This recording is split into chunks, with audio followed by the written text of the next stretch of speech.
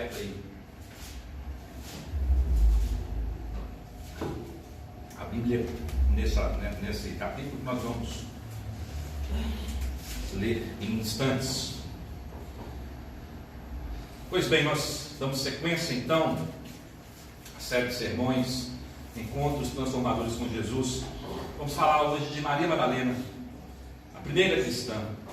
A mensagem de hoje, veremos como devemos reagir ao que Jesus Cristo fez, o que nos coloca diante do aspecto mais fundamental do relacionamento com Ele. Sem este aspecto não existe relacionamento com Deus, a fé. Seja para onde for que nos voltemos na Bíblia, irmãos, lemos que todos os discernimentos, os dons, as consolações que Deus pode nos dar por intermédio de Cristo, nos chegam tão somente pela fé. No entanto, há uma grande confusão acerca até mesmo do significado da fé cristã. O que seria a fé cristã? Para compreender melhor esse conceito crucial, nós vamos dar uma olhada aqui em outro encontro de Jesus Cristo narrado no Evangelho de João. Vamos ver Jesus ressuscitado encontrando com a mulher, com Maria Madalena. Acompanhe a leitura, capítulo 20 de João, versículo 1 a 10. No primeiro dia da semana, Maria Madalena foi ao sepulcro de madrugada, sendo ainda escuro, e viu que a pedra estava revolvida. Então correu e foi ter com Simão Pedro e com o outro discípulo a quem Jesus amava, e disse-lhes: tiraram do sepulcro o Senhor, e não sabemos onde o puseram. Saiu, pois, Pedro e o outro discípulo, e foram ao sepulcro. Ambos corriam juntos, mas o outro discípulo correu mais depressa do que Pedro e chegou primeiro ao sepulcro. E abaixando-se viu os lençóis de linho, todavia não entrou. Então Simão Pedro, seguindo-o, chegou e entrou no sepulcro. Ele também viu os lençóis e o lenço que estivera sobre a cabeça de Jesus, que não estava com os lençóis, mas deixado num lugar à parte. Então entrou também o outro discípulo que chegara primeiro ao sepulcro e viu e creu, pois ainda não tinham compreendido a Escritura, que era necessário ressuscitar ele dentre os mortos. E voltaram os discípulos outra vez para casa. Mantenha a sua Bíblia aberta, que depois nós vamos ler outra porção pelos versículos 11 ao 18. Com a primeira parte dessa passagem, que acabamos de ler, nós vamos aprender aqui que a fé cristã é ao mesmo tempo impossível e racional. O que queremos dizer com isso, irmãos? Não queremos dizer que seja impossível ter fé cristã, não é isso? Mas que em nosso atual estado de sensibilidade espiritual e moral imperfeitas, ninguém traz em si a capacidade de produzir uma fé vibrante em Cristo. Em outras palavras, a fé não é produzida pelo ser humano. Nós não temos condição nenhuma de crer se Deus não nos dá uma ajuda externa, se Ele não mover dentro de nós, se Ele não produzir em nós a fé salvadora. Esta fé, por mera vontade humana, ela é impossível. Portanto, a fé é impossível nesse aspecto, seja para qualquer pessoa, sem que haja uma intervenção ou ajuda externa. Eis como a passagem comunica essa verdade. Precisamos ter sempre em mente que Jesus, ele não pegou os seus discípulos de surpresa quanto à ressurreição. Ele falou inúmeras vezes a seus discípulos sobre a própria morte. Jesus nunca escondeu deles. E ele relatou que ao terceiro dia, após a sua morte, ele ressuscitaria. Isso impressiona ainda mais, por exemplo, no Evangelho de Marcos. No capítulo 8 deste Evangelho, ele diz da necessidade que o Filho do Homem fosse morto e depois de 3 dias ressuscitasse. Isso está lá no versículo 31. Depois, no capítulo 9 de Marcos, Jesus afirmou de novo: o Filho do Homem será entregue, o matarão, e depois de 3 dias ressuscitará. Versículo também 31. De novo, no capítulo 10, olha, observa, capítulo 8, capítulo 9, agora o capítulo 10 de Marcos.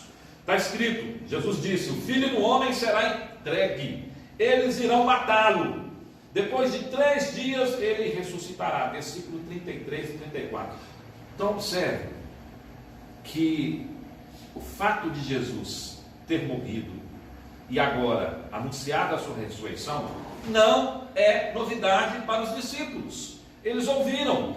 Essa declaração de Jesus era tão conhecida que os seus inimigos o ouviram e posicionaram um guarda junto ao seu túmulo, como nos informa Mateus lá no capítulo 27, versículos 62 a 66. Eles exigiram de que Pilatos colocasse uma guarda romana de prontidão, e eles alertaram Pilatos dizendo: olha, quando vivo ele dizia que iria ressuscitar, então coloque lá guardas para proteger o sepulcro, para que não venha os seus discípulos a roubar o seu corpo e cometer uma fraude. Até os inimigos de Jesus, de certa forma, haviam sido alertados que ele prometera ressuscitar. Todavia, meus irmãos, apesar desses avisos, como nós vimos aqui no capítulo 8, capítulo 9 e o capítulo 10 do Evangelho de Marcos, apesar dessas evidências tão fortes, escriturísticas, quando chega a Maria Madalena, quando ela chega ao sepulcro de Jesus e vê a pedra ali rolada, ela volta correndo na mesma hora e diz: levaram o corpo dele. Certamente, e eu creio nisso, Maria Madalena devia ter ouvido, assim como os discípulos ouviram, ela também deve ter ouvido diversas vezes o próprio Senhor prever a própria ressurreição, com a mesma frequência que todos os demais. Afinal, ela acompanhava Jesus desde o tempo em que ela fora liberta e salva por ele. Por que então, ao ver o túmulo vazio, ela não raciocina: ele disse que ressuscitaria? Peraí, gente, estou lembrando aqui, Jesus avisou. Será possível que isso aconteceu? Ora, ele não está aqui, então ele deve ter ressuscitado mesmo. Não, isso nem lhe passou pela cabeça. Irmãos, isso não é pouca coisa. Imagine se você estivesse no lugar de Maria Madalena, ou estivesse no lugar de qualquer um daqueles discípulos, e convivesse com Jesus diariamente, em viagens, indo de cidade em cidade, vendo ele pregar, vendo ele efetuar milagres que só Deus pode fazer, vendo ele libertar pessoas, vendo ele salvar muitos, vendo ele multiplicar peixes, fazer milagres, vendo ele ressuscitar a Lázaro depois de 4 dias, e nesses interregnos você ouve Jesus alertando: olha, fiquem atentos, porque quando eu voltar para Jerusalém, eu serei entregue na mão dos romanos, eles vão me matar, e eu serei levado à cruz, mas ao 3º dia, eu garanto, eu vou ressurgir de dentre os mortos. Se você ou eu estivéssemos lá, será que nós teríamos a mesma reação que Maria Madalena e os discípulos tiveram de plena incredulidade diante do túmulo vazio, naquele dia da ressurreição do Senhor? Eu creio que a resposta é positiva. Eu creio que o problema não está especificamente em Maria Madalena ou em algum discípulo ali. O problema está na natureza humana. Irmãos, se Deus não nos der a fé salvadora, é impossível crer nele. Nós precisamos ser movidos por ele. Nós precisamos de uma motivação extra. Nós precisamos de uma motivação externa que venha de fora de nós, que só o Espírito de Deus pode fazer. A fé, portanto, é a primeira verdade que nós queremos aqui examinar nesta noite. A fé é impossível. Alguns teólogos chamam isso de inaptidão. Nós não temos aptidão a crer, aptidão natural. Nós temos aptidão para crendices. Nós temos aptidão para fé supersticiosa, fé superficial. Mas para a fé que salva, a fé que nos coloca aos pés da cruz, a fé que abre nossos olhos e faz nós contemplarmos a face de Jesus, essa fé só Deus pode colocar dentro do nosso coração. E há uma diferença entre crer e acreditar. Porque acreditar, todo mundo acredita em alguma coisa nesta vida. Mas crer, somente aqueles que foram regenerados pelo Espírito Santo de Deus são capazes de crer. Eu já contei para vocês, mas vale a pena repetir aqui, a título de ilustração, para demonstrar a diferença entre crer e acreditar. Conta-se que em uma grande cidade, um equilibrista famoso, que fazia números ao ar livre, resolveu montar ali o seu picadeiro ali entre 2 arranha-céus daquela cidade. E o povo afluiu para lá, a multidão, anunciaram que ele iria fazer a sua apresentação.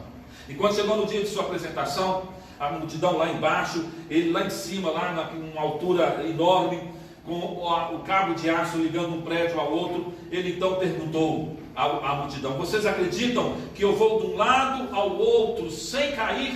E o povo disse: acreditamos, acreditamos. Lá vai o equilibrista sobre aquele cabo de aço, e ele vai com maestria, com a expertise que ele tinha, ele vai de um lado e de outro sem cair, e a multidão o aplaude. Então ele dificulta um pouco mais o seu número, e ele pergunta: vocês acreditam que eu vou de um lado ao outro, agora em cima dessa bicicleta, desse monociclo, né, aquela bicicleta de uma roda só, sem cair?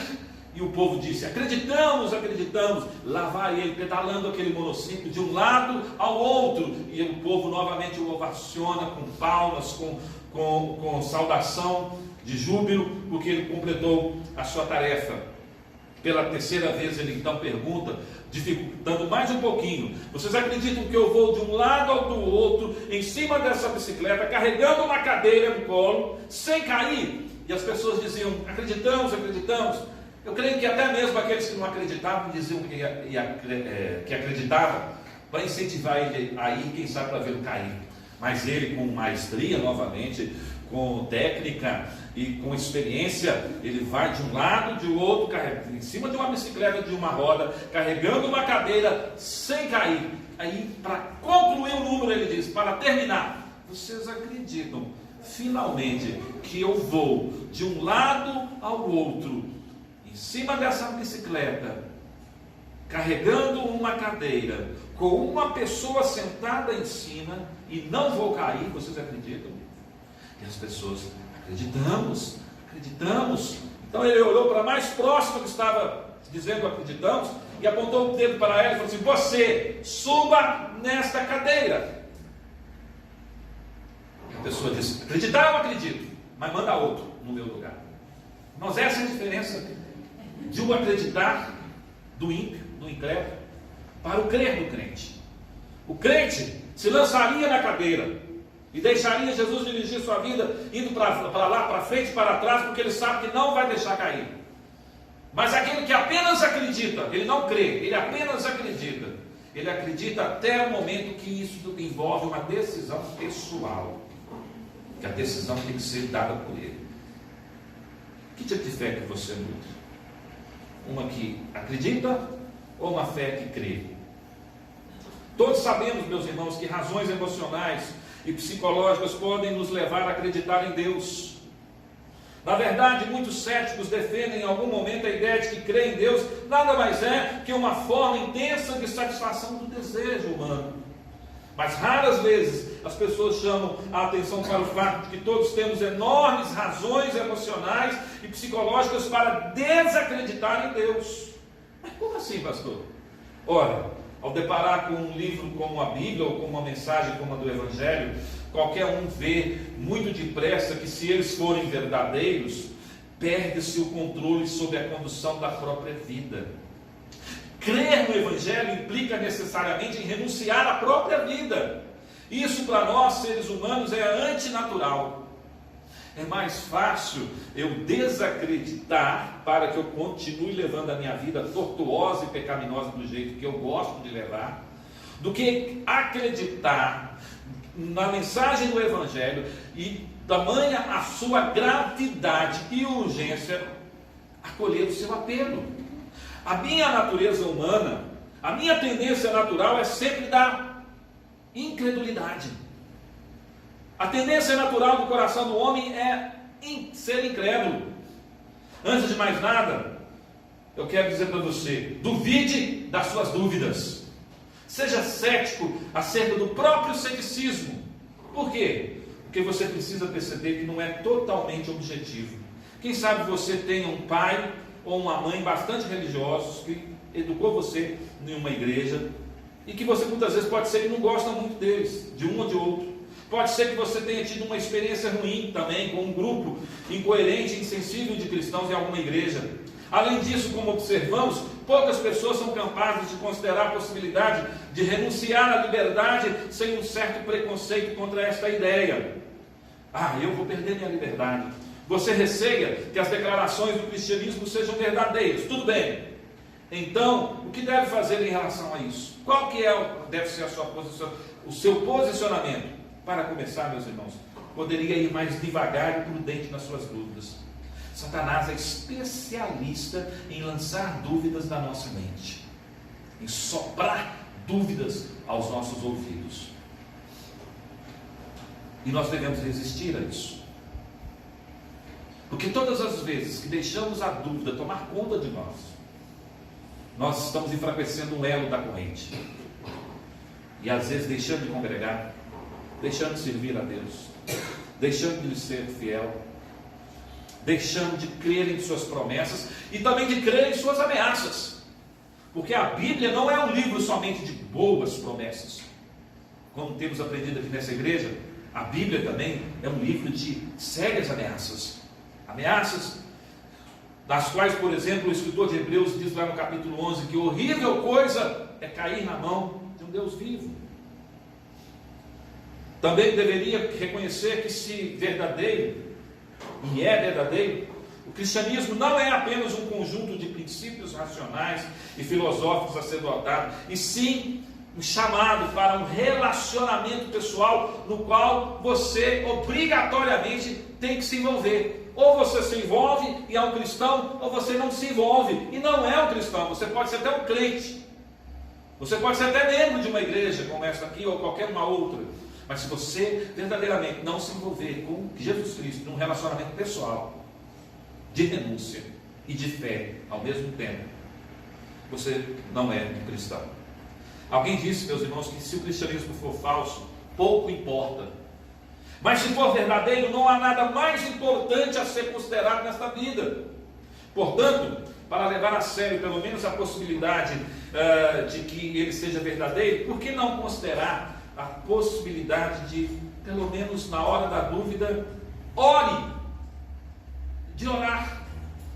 Por que não dizer, Deus, não sei se o Senhor está por aí, mas sei que é preconceito e eu estou disposto a desconfiar dele, desta dúvida minha. Duvide da dúvida. Portanto, se o Senhor estiver por aí e se eu for preconceituoso, ajude-me a vencer este problema. Quebre o gelo entre você e Jesus. Fale com Ele, vale a pena. Muitas pessoas, porém, têm o problema contrário. Elas vivem com uma ansiedade excessiva em relação a ter fé suficiente. Preocupam-se demais com as próprias dúvidas. Algumas pessoas confiam demais em si mesmas. Não enxergam o que esta passagem bíblica ensina. Você não é capaz de crer sem ajuda externa. Maria Madalena e os discípulos, com toda a experiência que eles tinham de andar com Jesus, eles não creram na hora que precisavam crer. Confiaram demais em si mesmos. Confiaram demais em si mesmos. E não questionaram a dúvida. Será que alguém roubou o corpo do Senhor? Mas peraí, não foi ele mesmo que disse que ele iria ressuscitar? Pare, meus irmãos, vamos pensar. Jesus está cumprindo mais uma de suas promessas. Você não vê nenhum dos discípulos dizendo isso. Isso é uma vergonha. Mas isso também pode acontecer comigo e com você. Veja bem, Maria não creu até Jesus vir ao seu encontro. Isso é muito significativo, irmãos. Estava agitada, em pânico, chorando, incapaz de enxergar Jesus bem diante dos seus olhos. Mas ele desanuvia a sua mente e lhe transmite segurança ao coração quando se aproxima dela. Todos nós precisamos de uma ajuda também nesse sentido, irmãos. Que Cristo se aproxime de nós no momento da nossa crise de fé. Portanto, peçamos a Ele. Na verdade, estar preocupado quanto a encontrar a fé em Jesus pode ser um sinal maravilhoso de que Ele já o está ajudando a chegar lá. Deus está trabalhando. E muitas vezes Ele trabalha no silêncio. muitas vezes você começa a questionar: como é que está meu relacionamento com Deus? Será que Ele está me ouvindo? Será que Ele se importa comigo? Só de você estar levantando essas questões, muitas vezes pode ser que é o próprio Espírito Santo que já está trabalhando dentro de você para uma aproximação efetiva. Não somos capazes nem mesmo de desejar Jesus de verdade sem a ajuda dele. O senso da ausência de Jesus pode ser um sinal da sua presença, de que Ele já está trabalhando em sua vida. Como no caso de Maria, Jesus talvez esteja ao seu lado neste exato momento que estamos falando aqui, e você não consegue vê-lo. Ela não conseguia vê-lo, Ele estava do lado dela. Ela achou que Ele era o jardineiro. Logo, irmãos, por nós mesmos, a fé é impossível. Contudo, como diz Jesus, isso é impossível para os homens, mas para Deus tudo é possível. Mateus 19, 26. Aquilo que é impossível aos homens, e crer com fé salvadora, é impossível aos homens. Para Deus não é impossível, tudo é possível. A fé não é somente uma coisa impossível sem a ajuda do Espírito Santo. A fé também ela é racional. É a segunda verdade que eu quero considerar com os irmãos aqui. Crer é pensar. Algumas pessoas acham que crer e raciocinar demais, uma coisa exclui a outra.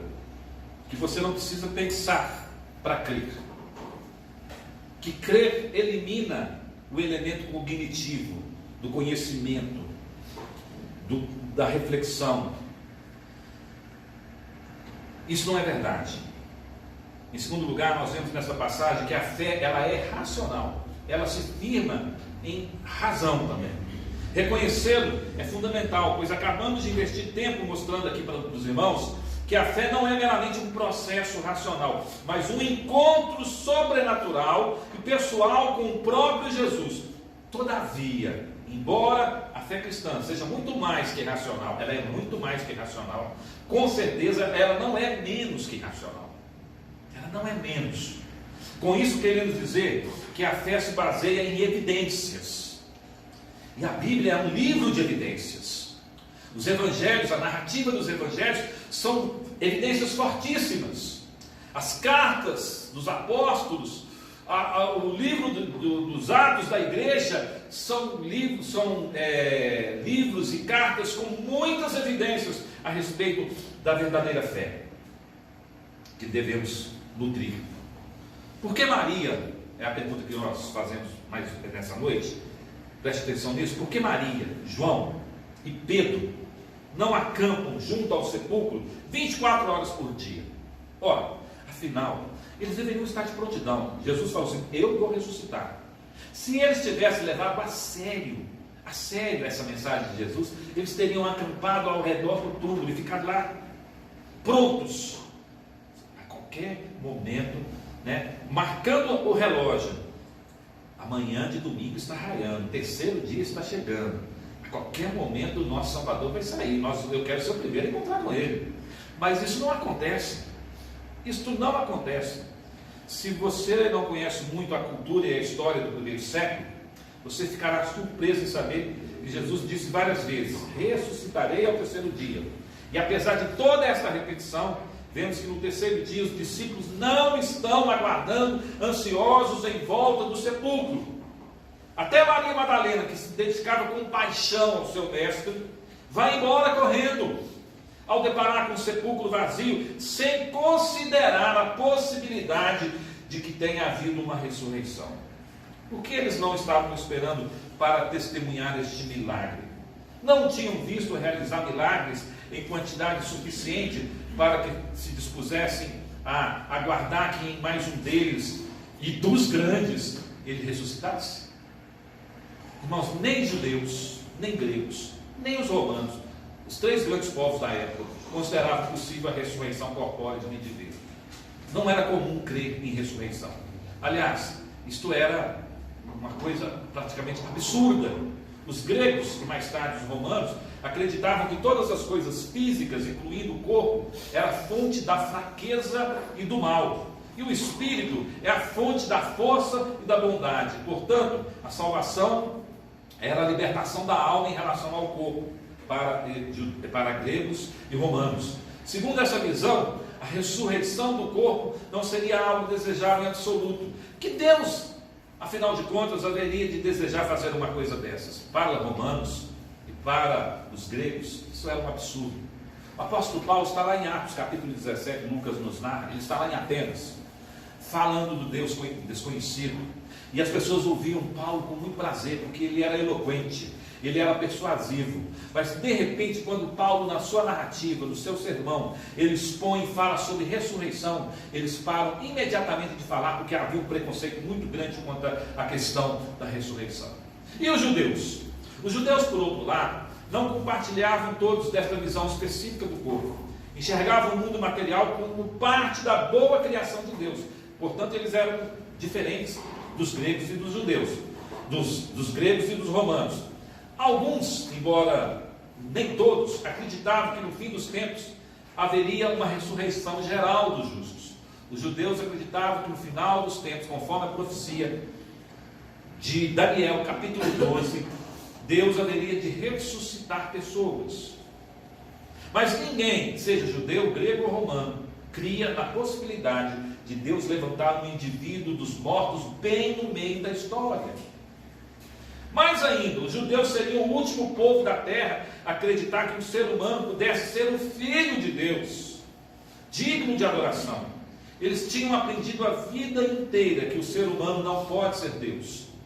Professavam uma visão transcendente de Deus. Deus está sentado no alto sublime trono, mas Ele não se relaciona conosco. Eles não criam na imanência de Deus. Jesus Cristo veio quebrar todos esses paradigmas. Junte todos esses fatores e verá por que, para os judeus do primeiro século, a ideia da ressurreição de Jesus era simplesmente inconcebível. É possível então que os discípulos, sendo eles todos judeus, tinham grande barreira e dificuldade de crer naquilo que Jesus havia prometido: eu vou ressuscitar ao terceiro dia. Muitas vezes, irmãos, pensamos nos antigos, nos nossos antepassados, como gente muito supersticiosa. Até certo ponto nós temos razão. Eles davam crédito a todo tipo de alegação envolvendo magia, milagres. Aqui em Minas, então, né, terra da simpatia, das benzedices, nós temos uma herança cultural, religiosa, muito apegada à superstição. E lutamos e ensinamos o contrário disso.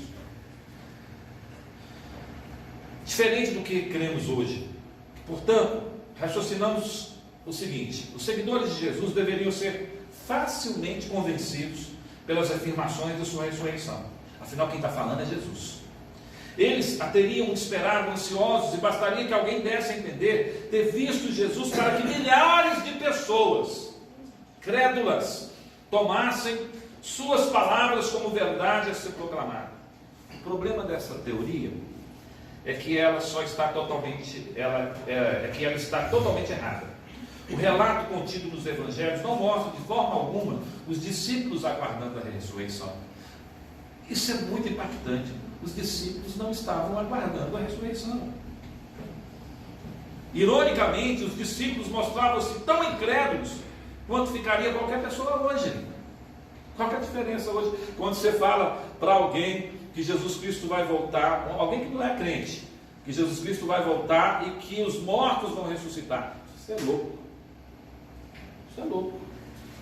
Qual que é a diferença para os discípulos do primeiro século, que estavam lá no salão escondido, e nenhum deles, em primeiro momento, creu na ressurreição de Jesus. Só depois que Jesus lhes apareceu, é que eles passaram a crer. As mulheres chegavam falando: nós vimos Jesus ressuscitado. E eles não creram. Isso é coisa de mulher. Mulher fala demais. Elas estão loucas. Como acontece hoje em dia, embora essas culturas antigas não defendessem a ideia de que os milagres em geral não pudessem acontecer, a ressurreição era tão implausível e inimaginável para elas quanto para a maioria das pessoas hoje. Propõe então você a pensar a seguinte questão: se você é um típico habitante do mundo moderno, compartilha de uma cosmovisão que insiste em que a ressurreição do corpo de um homem morto de verdade, com suas feridas fatais ainda visíveis, é simplesmente impossível. Agora imagine que tipo de evidência você necessitaria ter para acabar com essas suas dúvidas.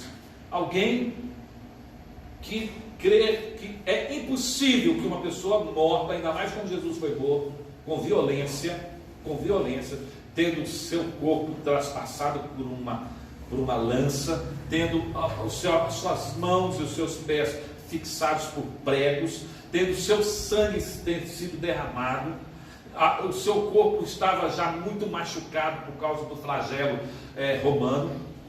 Qual seria o tipo de evidência para que essa pessoa pudesse falar assim: de fato, não tem como negar, Jesus ressuscitou? Qualquer que seja essa evidência, meus irmãos, você pode chegar à conclusão razoável de que os discípulos devem ter encontrado algo parecido. E foi isso que aconteceu.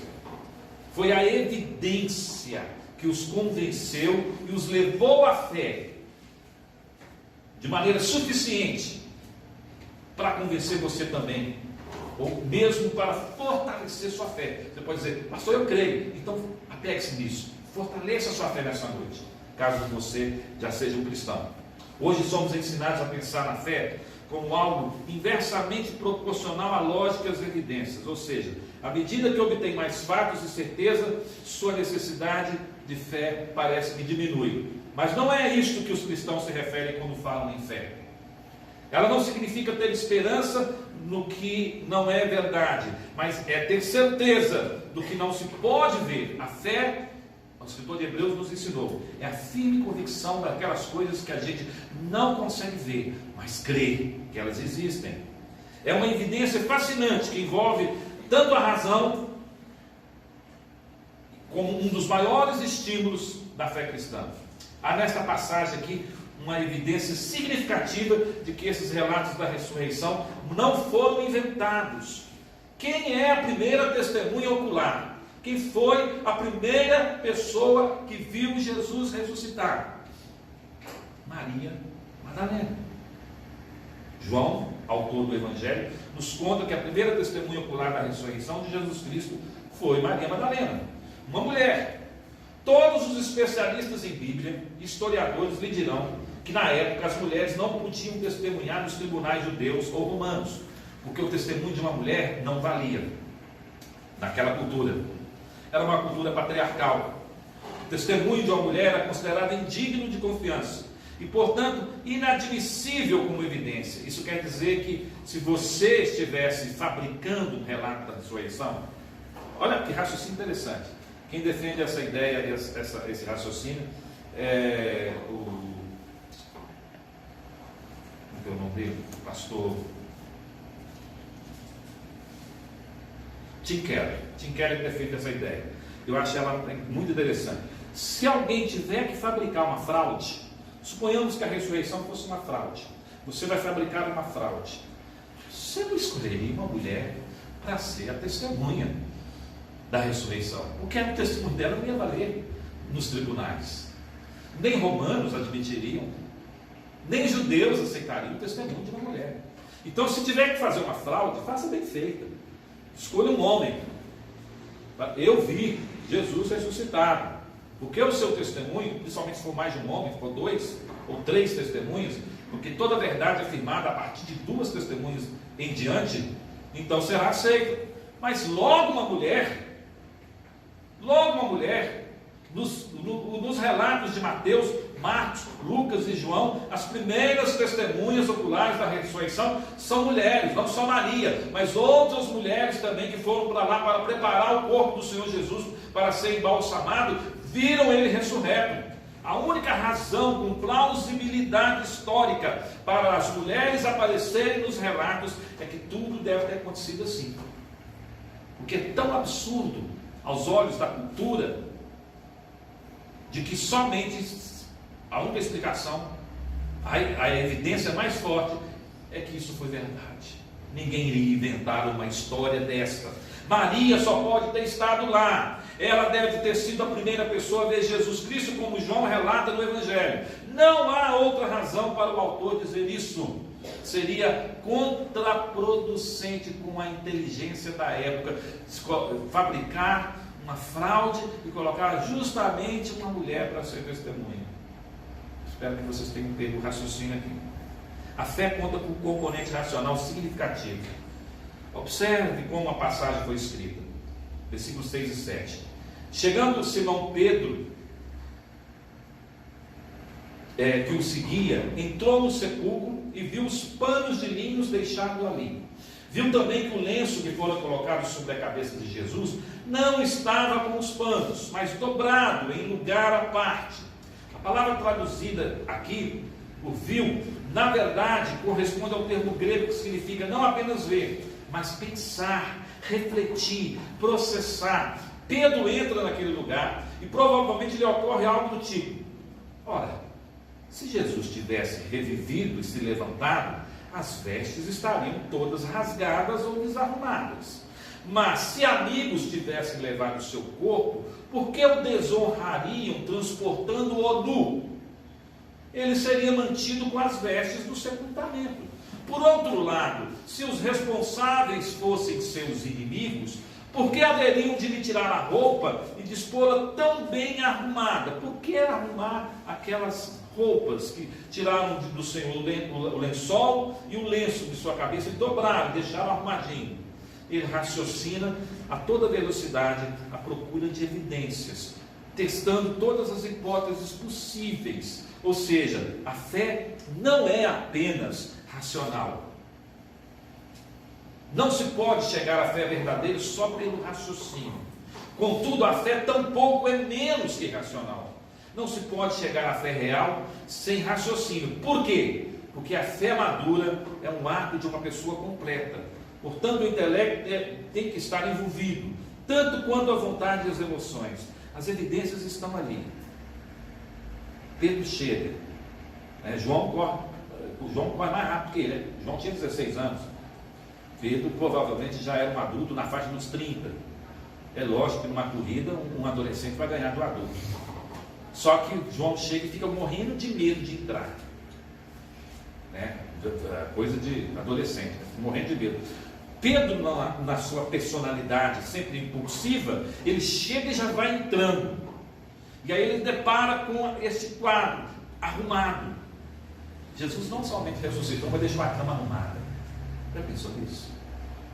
Deixou arrumada. Uma evidência de que a coisa foi feita com ordem, de uma coisa foi feita com decência, de que o Filho de Deus de fato se levantou dos mortos. Me veio aqui uma coisa agora na mente também para a gente pensar. Não seria talvez costume de Jesus, ao levantar-se da cama, arrumar o lençol, e deixar arrumado a sua cama todas as vezes que ele acordava? Isso é uma hipótese bastante plausível.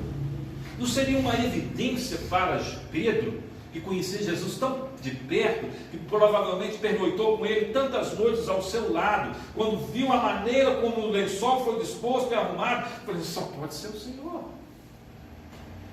São coisas, são detalhes, irmãos, pequenos, que muitas vezes passam desapercebidos ao nosso olhar.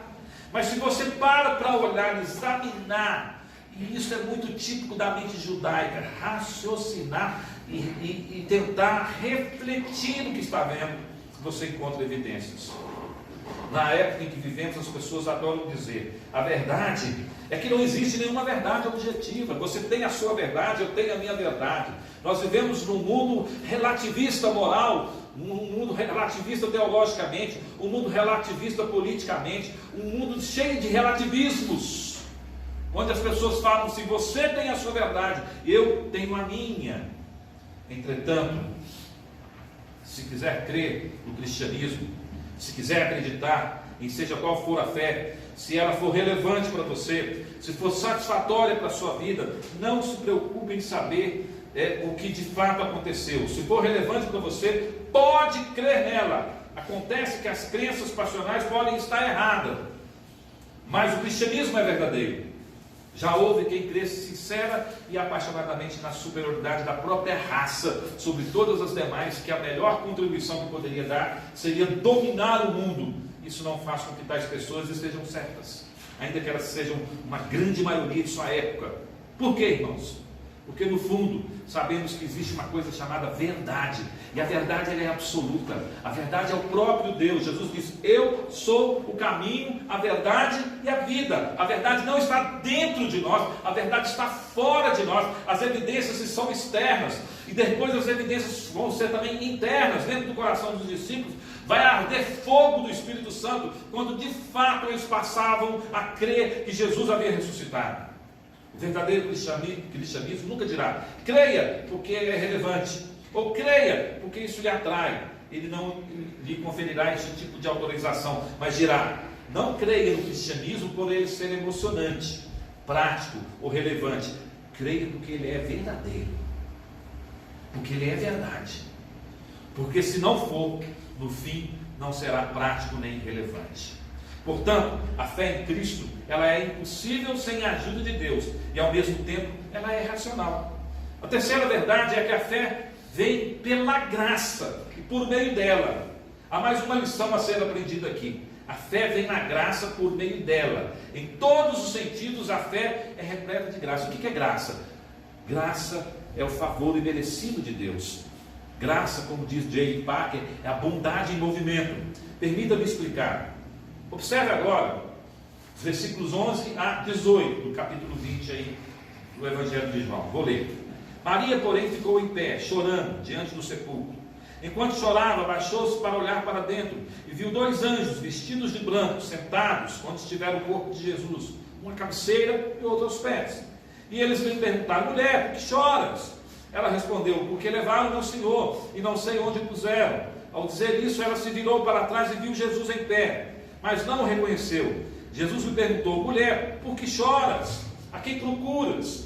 Pensando ela que fosse o jardineiro, respondeu-lhe: Senhor, se tu o levaste, diz-me onde o puseste, e eu o levarei. Então Jesus lhe disse: Maria. Virando-se, ela lhe disse na língua dos hebreus: Raboni, que significa mestre. E Jesus lhe disse ainda: não me segures, pois ainda não voltei para o Pai, mas vai a meus irmãos e diz-lhes que estou voltando para o meu Pai e vosso Pai, meu Deus e vosso Deus. E Maria Madalena foi anunciar aos discípulos: viu o Senhor, e relatou as coisas que lhe disseram. Aqui talvez, irmãos, esteja a principal mensagem do Novo Testamento em forma de narrativa. De início é possível ver a ternura notável desta interação. Em vários lugares do Antigo Testamento, Deus confronta pessoas seriamente equivocadas ou geniosas, não tanto com declarações intimidadoras, mas com perguntas gentis e reflexivas. No Jardim do Éden, por exemplo, ele indaga aos desobedientes Adão e Eva: onde vocês estão? O que aconteceu para que vocês sentissem vergonha? A Jonas, o profeta rebelde, Deus pergunta: você está certo de sentir esta raiva, Jonas? Os terapeutas sabem que não basta dizer às pessoas como viver.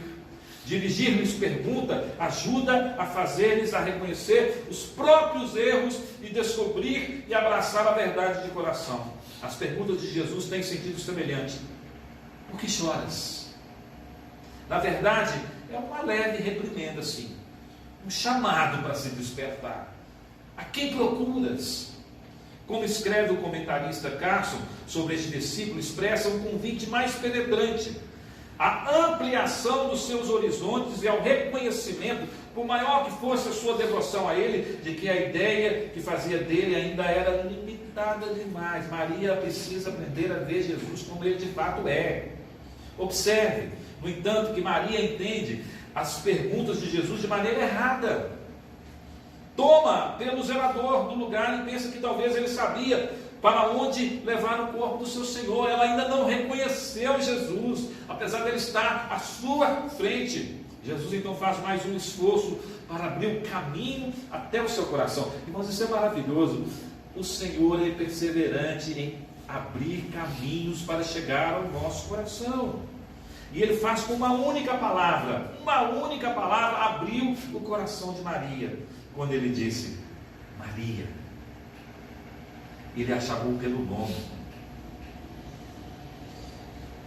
provando o que ele mesmo disse lá em João capítulo 10, versículo 3, 4, que elas o seguem, as suas ovelhas, ele as chama pelo nome, e elas o seguem, pois conhecem a sua voz.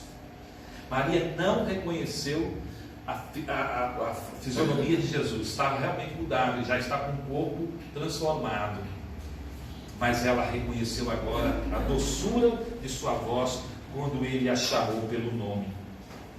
A verdadeira fé, meus irmãos, sempre é pessoal. Deus chama você pelo nome. Maria. Se você crê somente em Jesus, que Jesus morreu para perdoar os pecados das pessoas em geral, mas não acredita que ele morreu estritamente também por você, não está tomando posse de Jesus pela fé. Nunca o ouviu chamá-lo pelo nome. A amabilidade de Jesus, ela é palpável aqui. Maria corre em círculos, feito louca, mas, como ele sugere, procura pelo Jesus errado. Ela está procurando pelo Jesus que não está ali, mas Jesus está ali. Ela está procurando ainda por Jesus que está morto, mas Jesus já ressuscitou e vivo está. Ela procura por um Jesus infinitamente menos grandioso do que ele de fato é, um Jesus apenas humano. Por isso ela jamais o teria encontrado se ele não a buscasse. Essa é uma grande verdade também. Se Deus não buscar você e buscar a mim, eu jamais vou me encontrar com ele. A fé de Maria vem pela graça. Foi a graça de Deus que a alcançou. Ela nada fez por merecê-la. Mas aprendemos ainda mais aqui sobre o relacionamento entre graça e fé. No momento em que Maria percebe que Jesus está vivo, ele a despede com a mensagem: vai a meus irmãos e diz-lhes. Em certo sentido, meus irmãos, ela se torna a primeira cristã, porque é isso que o cristão faz. Por quê? Bem, o que é um cristão? Aquele que crê na morte e ressurreição de Jesus dentre os mortos, aquele que teve um encontro com Cristo ressurreto. É nesse momento que Maria se torna então a primeira pessoa no mundo a crer que tudo aquilo que dizem a respeito de Jesus e sua ressurreição é verdade. Isso foi acidental? Foi um acidente? Acredito que não.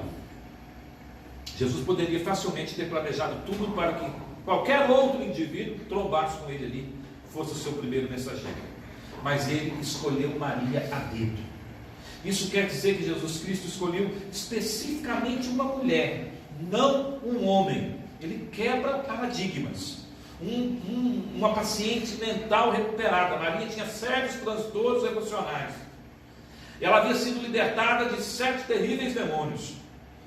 Não um pilar da comunidade, alguém de reputação ilibada, mas ele escolhe uma mulher em franca recuperação, alguém da equipe de apoio. Ele não escolheu um dos principais. Ele poderia ter escolhido Pedro, João, Tiago, aqueles que tinham mais intimidade com ele, vão ser os primeiros a vê-lo. Mas ele escolhe justamente alguém da equipe de apoio. Será que ele poderia ser mais explícito? Com isso ele diz: não importa quem você é, ou o que você fez, minha salvação não se baseia em linhagem, em conquistas morais, no talento bruto, em nível de esforço ou no registro de realizações. Vim não para chamar os fortes, mas os fracos. E não sou em primeiro lugar seu mestre, mas em primeiro lugar eu sou o seu Salvador. Jesus primeiro se torna meu Salvador, para depois se tornar meu mestre. Uma vez salvo, agora ele me convida a andar com ele para aprender dele. Estou aqui, diz Jesus, para salvá-lo, não por sua obra, mas pela minha. No instante que compreende isso, no momento em que se vê no lugar de Maria Madalena, alguma coisa muda para sempre em sua vida. Maria Madalena foi a primeira cristã, mas Deus chamou você também para ser cristão. Você estará seguindo a primeira cristã ao proclamar aquilo que Maria proclamou: Jesus vive, Ele ressuscitou, Ele está vivo. O conteúdo da fé também, irmãos, é a graça. A graça, a fé vem pela graça e o seu conteúdo é a graça. A sua mensagem é falar da bondade de Deus. A fé possibilita experiências diferentes para pessoas diferentes. Há uma última coisa, muito útil a ser aprendida sobre a fé aqui nesta passagem. Não existe duas pessoas que se achegam à fé exatamente do mesmo modo. Quando a gente lê o capítulo inteiro, você vê que João, Pedro, Maria e Tomé, sim, que se encontra com Jesus mais à frente, no capítulo 21, são todos abordados por Jesus de maneira diferente. Eles necessitam de quantidades diferentes de tempo. Existem porções diferentes de evidências de experiência. Todos seguem trajetórias diferentes, caminhos diferentes. Portanto, você precisa ser muito cuidadoso para não dizer: bem, meu amigo, meu amigo conheceu a Jesus Cristo assim, então eu tenho que viver a mesma experiência dele, tão dramática quanto a dele. Ou, se você é um amigo, não deve presumir que todas as outras pessoas já chegaram à fé do mesmo modo que lhe aconteceu.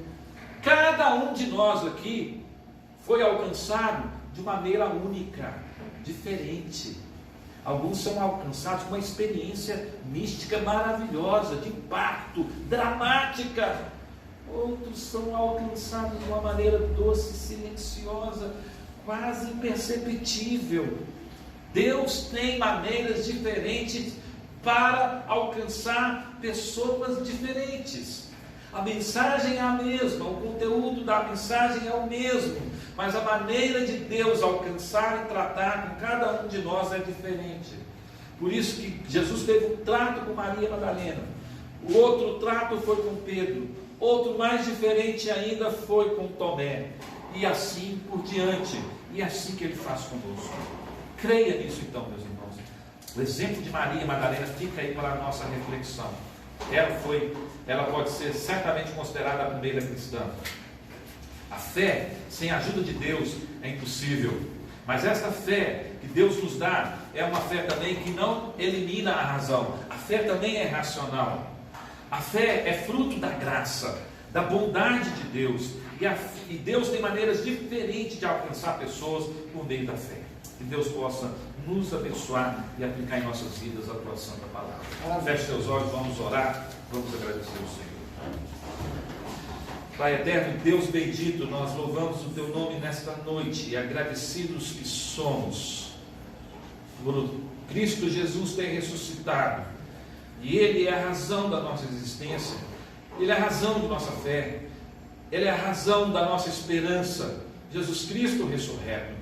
Que nós possamos, ó Deus, ser firmados nesta verdade, renovados por ela, sejamos levados sempre aos pés da cruz, mas ao mesmo tempo que os nossos olhos também possam contemplar o sepulcro vazio, e possamos proclamar com alegria, com esperança, esta verdade: Jesus Cristo vive, Ele reina eternamente, Ele ressuscitou. Leva-nos agora em paz ao retorno dos nossos lares, dispersa-nos debaixo da Tua paz muito preciosa, Senhor. Guarda as nossas vidas, de nossa família, e nos dê uma semana livres do mal. Ajuda-nos, ó Deus, na nossa caminhada cristã, e nos sustenta, porque nós oramos em nome de Jesus. Amém. Ficai de pé, irmãos, para receber a bênção. Que a graça e a paz de nosso Senhor e Salvador Jesus Cristo, o amor de Deus, o nosso Pai, Criador e sustentador do universo, a direção firme e segura, o poder, a consolação do Espírito Santo repouse sobre vós e sobre vós permaneça hoje e para todos sempre. Amém.